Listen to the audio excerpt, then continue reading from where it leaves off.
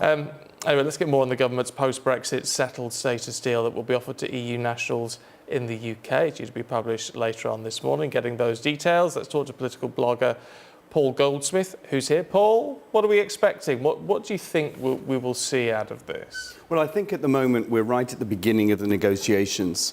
And so the EU have a position and Britain will have a position. And ultimately it's about generally moving towards each other.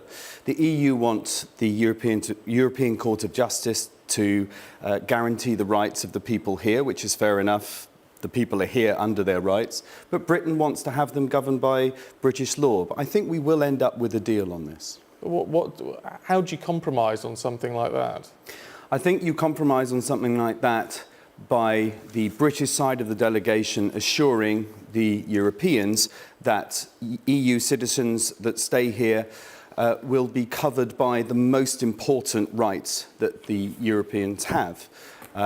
And because ultimately, in the end, if they're going to stay here and we're going to leave the European Union, it's going to be quite important that they're able to be covered by British law, otherwise we haven't actually left the European Union. Yeah, I was going to say, isn't there an argument to say, well, if you're here and you don't like the laws by which you are covered, which the rest of us are covered by, you know, you're free to go back to the EU? And the whole thing actually assumes that the British population will vote for the human rights laws to be reduced in this country.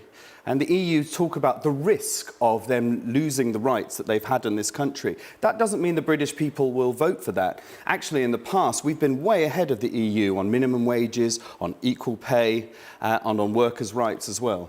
Is there a deal of confusion here, which I guess is no surprise, actually, when you think about it? But when Theresa May outlined the offer, without some of the detail, the important detail, but immediately Angela Merkel said, this looks quite good. And then was it Jean-Claude Juncker saying, oh, this is nowhere near good enough? Well, who do we believe on this one? Well, you've got Merkel, who represents national governments who we're trying to make deals with. And Angela Merkel is trying to be optimistic about it.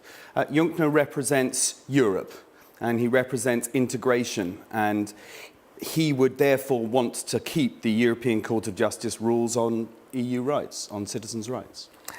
I would love to talk to you about the referendum itself.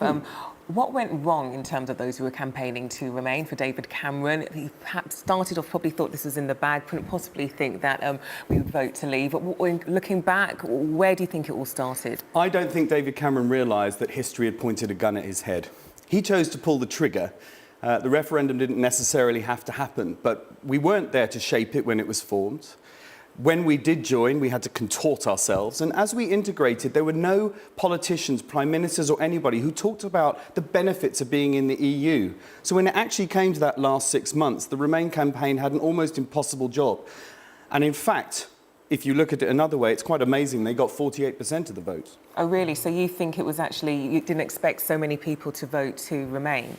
I think if you look back in history, there was an inexorable slide. And Britain is different from European countries. We won the Second World War. We didn't have to rethink how we were governed economically or politically, unlike the other countries. So we weren't used to the fact that, for instance, you have the European Union having being able to make laws for us. It's very difficult to explain why that was good for the British people, as well as being good for Europe.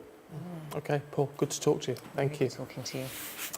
We'll stay with us here on Sunrise. Still to come.